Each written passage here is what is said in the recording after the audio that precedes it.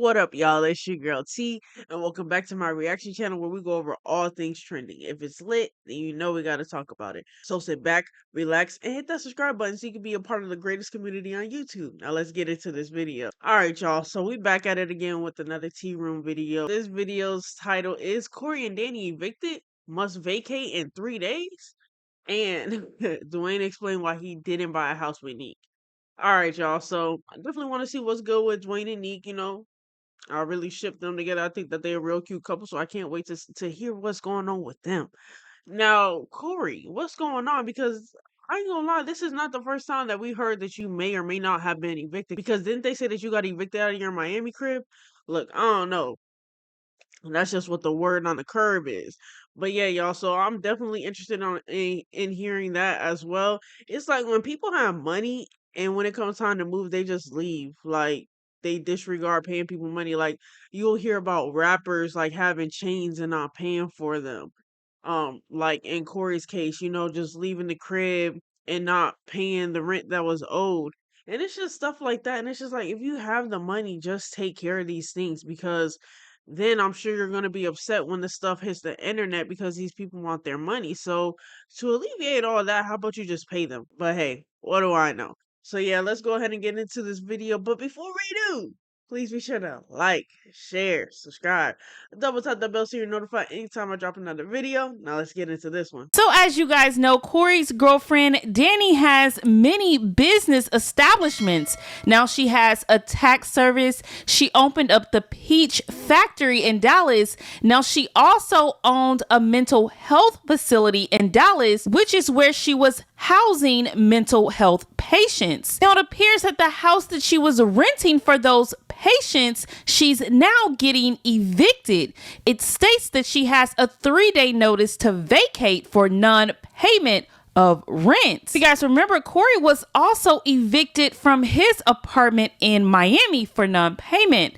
So now Danny goes onto Facebook and she posts, "I'm just like my man. One of the facilities, Chance to Change, wasn't meeting the goal, so I'm closing that one. $800 per month per resident wasn't making the cut. So who is about to continue to take money from their personal accounts to run that second home? So clock that tea. I'm closing that one and I'm not paying ish until the state pay me. Also, I just hired an assistant last week and just fired her this week because I found out her family had a tax business and I provided her with 150 emails to send out contracts to my tax partners, and she sent those emails to Arsenio Hall and they sent out a mass email. This is why I can't trust you, jealous MFers. Back to another country next week. Kenya, here we come." So now Sherelle, the girl that's been exposing Danny for everything, went to explain in full detail what happened and how Danny put a lot of people out on the streets by closing that house. To be low down and dirty, but to sit there when people are literally at their wits end, have nowhere to go, nobody to turn to, and they've pretty much given everything to you and you act like you don't care, you ignoring them, or you pretending like so much other shit in your life is so much better than, so much more important than the shit that you actually have going on. The shit is sick. Y'all was asking me for a backstory behind Dan. She claimed to be this prolific ass millionaire, 14 million up, all these different businesses, some being funded by the federal government, others where she got the IRS in her pocket and she paying them $25,000-$30,000 to keep from auditing her and all this other shit. The same person who claims to be buying all of these different establishments, apartments, condos, whatever the fuck it is, out of the country. A person who claimed to have paid cash for so much shit is really out here fucking over people's lives. Now, I just posted that she was getting evicted from the mental health facility that she claimed on the stand I kept driving by and going in and intimidating her worker. Well, let's keep it a bean, let's keep it a book. Right hand to the man on my kid's heartbeat if they drop dead right now. I never drove by this girl's establishment. Well, not by the mental health facility. Never drove out there. Fuck I'm going to Fort Worth for. But finding out that she's being evicted from this place and then giving the people that's in that home a day to move out of the place because the man's basically gonna have the writ of possession like it's his, everybody gotta go type shit, and you not helping these same people who paid you. Better yet, let's just read the email so y'all can get a better understanding of what I'm talking about. Dear Chastine, I'm writing to express my concerns and seek clarity regarding the recent situation involving the array just want to say, where is she getting these emails? Was this what was leaked already? Or is Sherelle just on Danny ass that bad that she's able to get down to the nitty gritty for real? That's just crazy to me, but hey.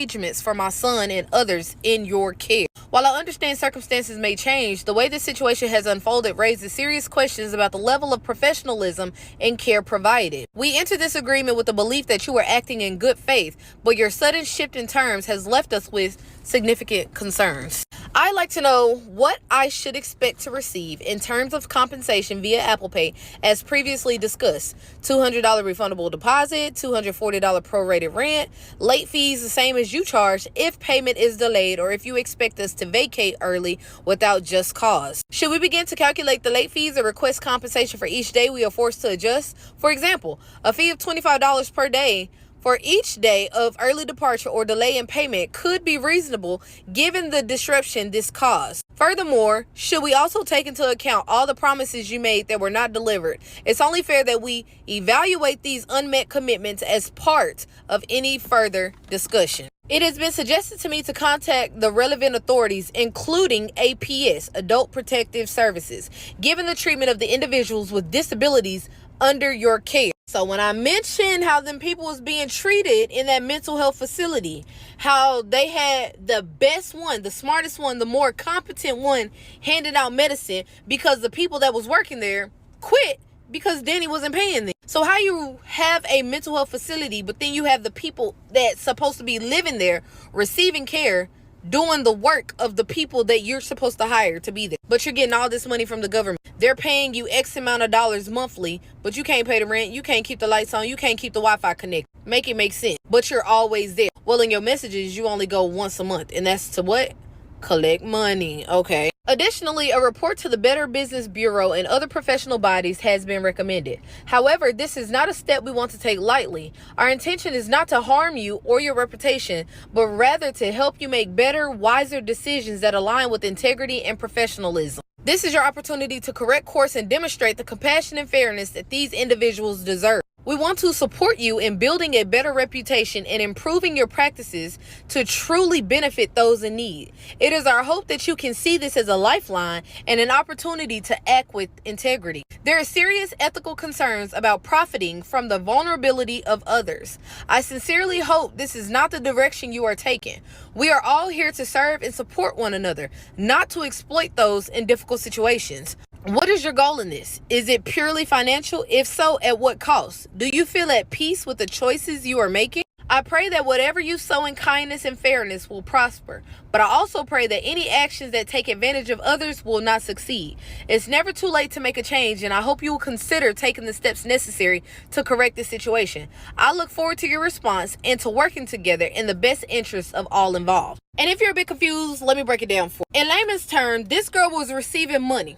She was receiving money for the people that was living in the little mental health home. Not only was she receiving money, people that was over, like guardians or whatever, that was over the people living in that home, some of those people were paying her money via Apple Pay. But the problem arises when they're already receiving money for you to be able to take care of rent, to take care of utilities, to take care of whatever it is that those people need, and you're not doing it. And now those people have to try to figure out, where is this person going to go? Where am I going to send my son? Where am I going to send my brother? What other accommodations can I think of on the sly? Because you are taking money August and September, but you're not paying the rent. And here we are at eviction, and you're putting us in an uncompromising situation to where we gotta disrupt our life and figure out what the fuck is going on because you can't uphold your end of the bargain, if that makes sense. You're very unprofessional. You don't like to communicate. And I feel like you're taking advantage of those who seem less fortunate to you. You're in this solely for the money. You don't give a fuck about anybody in your facility, because if you did, you'd be trying to rectify the situation professionally versus me consistently having to reach out to you to figure out a resolution to the issue. That's what's going on. And it only gets worse. 6,000 emails I gotta send out to a bunch of people, which is so crazy, but this shit is sickening. This is low down and dirty. There's no fucking way you doing them people like that. There is no fucking way these folks are reaching out crying and asking for you to just be a businesswoman and you can't do it. But you consistently flexing how you out of the country, buying this, buying that, investing in this, investing in that, when you got shit here in the country that you need to take care of. But I digress. As it unfolds, I will come in untold. I tried to make that rhyme, it didn't. But So anyway. about a month ago, Dwayne shared with everyone that he actually purchased. So before we go ahead and get into Dwayne and Neek, I just wanted to go ahead and comment on all of that Danny situation because it's kind of a lot. Um, I'm gonna tell you one thing: Sherelle is not letting up off Danny ass. She not. It's about to ass when it come to her. But now if y'all don't know, I am actually a CNA and like I work in ALFs and all that. I am also a certified med tech. So just hearing like how careless Danny is being with her home that she had for these people and how she had like not even med techs but the best person in the building handing out medication, that definitely sounds like a case for APS. Like, go ahead and send them people up in there because that's crazy.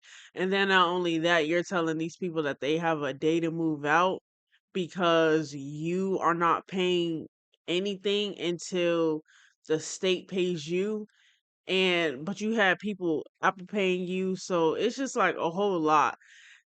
Like, it kind of gives really greedy, and honestly, personally, I feel like her and Corey are the best couple in the world. Like, they just match each other perfectly because they both be on that eviction stuff. They just don't care. And then like, these are people's lives. If you open up an establishment for people in need to stay in there, they are paying you. I feel like you should know that it's your responsibility to go ahead and handle your end of the bargain and making sure that at least the home is paid for. I mean, at the end of the day, what are we paying you for? I'm not understanding. So I just feel like it just really sucks to be put in that situation and to be under someone who really don't care about you. They only care about your money. You're just a another dollar to them. That really sucks because it's just like, dang, that's all I am to you. You don't care about me for real. So I can honestly just say that that is freaking crazy. And then Danny's just like, but anyway, out to another country, and it's just like, and then they are, sharing that they are, doing these investment properties out of the country and stuff, and it's just like it's like Sherelle said, but you got stuff in the country that you're actually from that is getting eviction notices and just like, that's how you do business. Honestly, that's a bad rep because how you just gonna keep going from business to business? She got her hand like maybe she just got too much on her plate because she has all these different businesses and some of them aren't doing so great. Like, that should matter to you. Your rep should matter to you. And it doesn't seem like it matters to either one of them. And I don't know. I don't really know too much to say, man. Y'all comment down below what y'all think about all this Danny situation, her business. At this point, I'm starting to be on Sherelle's side. Like, yeah, sick of Sherelle. Like, do your due diligence for real because, like, you don't do people like that. You gotta have compassion out here in this world. Especially with again this economy, and you out here scamming people, taking people money. Forget Crystal the scammer. It's back to it's now Danny the scammer because you gotta be stopped. That's not okay. You don't do people like that. But yeah, y'all, I'm off this. Let's see what's good with Neek and Dwayne. Purchased his first home. Now, in Dwayne's recent YouTube video, someone asked him the question, why did he purchase his home by himself when he's in a relationship with Neek? Now, this was Dwayne's response. Let me see. Because I'm on there, I'm trying to see what it said. Oh, they said, I didn't see anyone ask this question, but how does buying yourself a home further the growth of you and your partner? Y'all 3 years in buying individual homes. And I really wanted to answer that question. Me personally, I think, Neek wants her own house too. And I think I think she should have her own house because that's, as the individual, I think everybody should own something. She should buy a house for herself, her and her son.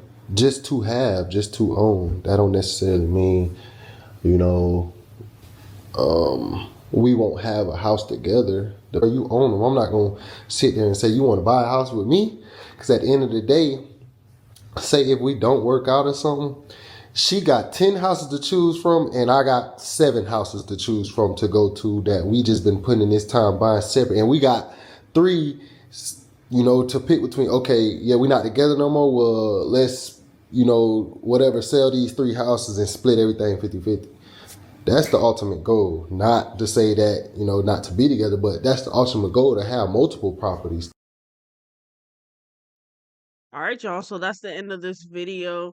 I definitely understand what Dwayne says. He's just like, her as an individual, like she should have money. And then if y'all think about it, when they are married, unless they have like a prenuptial agreement where they say like, hey, what the homes that I bought before we got married are mine and yours are yours, then so be it.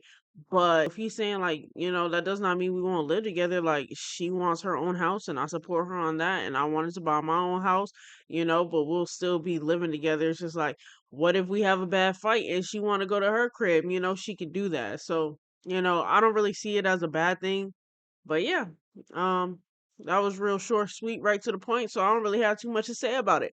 But yeah, y'all, thank y'all so much for all the love, support, comments, likes. And yeah, please be sure to like, share, subscribe, double tap that bell so you're notified anytime I drop another reaction. And until the next one, peace.